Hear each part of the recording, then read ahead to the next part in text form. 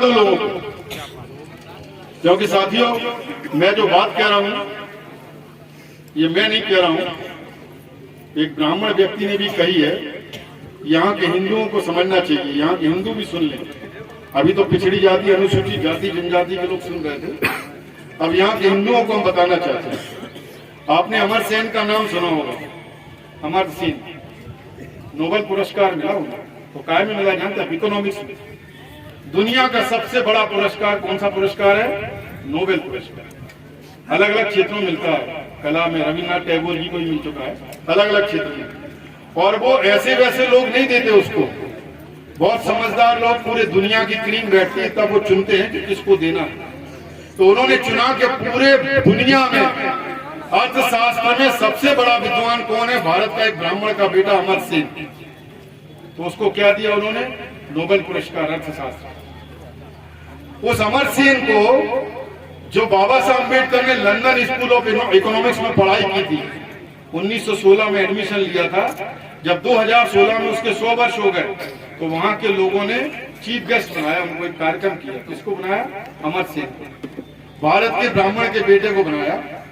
वहां उन्होंने बहुत लंबा चौड़ा भाषण दिया, उसकी सिर्फ 2-3 बातें कह देता हूँ जो सार है, फिर अपनी बात खत्म कर दो। वहां उन्होंने क्या कहा कि आप लोगों ने मुझे बुलाया बाबा साहब के 100 वर्ष पूरे होने पर कि स्कूल में एडमिशन किया, मतलब बाबा साहब ने जब एडमिशन लिया तो उसके 100 वर्ष पूरे होने पर कार्यक्रम था।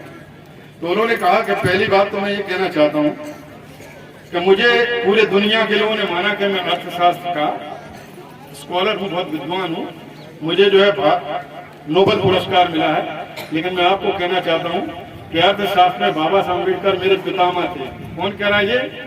एक ब्राह्मण का बेटा कह रहा है, लंदन के अंदर कह रहा है कि बाबा साहब अम्बेडकर अर्थशास्त्र में, क्योंकि बाबा साहब अम्बेडकर भी अर्थशास्त्र में पीएचडी थे और 4 प्रकार की पीएचडी थी बाबा साहब। इतना विद्वान आदमी आज तक दुनिया में पैदा नहीं हुआ। एक पीएचडी नहीं करा पाएगा बड़े से बड़ा आदमी, 4 पीएचडी थी बाबा साहब के पास और 32 डिग्रियां थी, 9 भाषाओं के विद्वान थे। और बाबा साहब के बारे में वो कह रहे हैं कि बाबा साहब इकोनॉमिक्स में, अर्थशास्त्र में मेरे पितामह थे।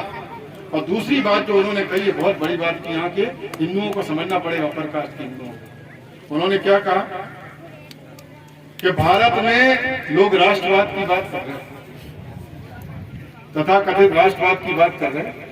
बोले जिस देश में जाति है उस देश में राष्ट्रवाद तो आ ही नहीं सकता, क्योंकि जातियां राष्ट्र की विरोधी हैं, एंटी नेशनल हैं। इसलिए भारत में जो लोग राष्ट्रवाद की बात कर रहे हैं, पहले वो जातिवाद खत्म करें, वहां पहले सबको बराबर करें, सबको समानता का अधिकार दें, तभी देश राष्ट्र बन सकता है, नहीं तो कभी राष्ट्र नहीं बन सकता है। ये बात अमर सेन ने कही। इसलिए मैं साथियों आपसे कहना चाहता हूं कि अभी तो हमने किसी को छुआ ही नहीं है।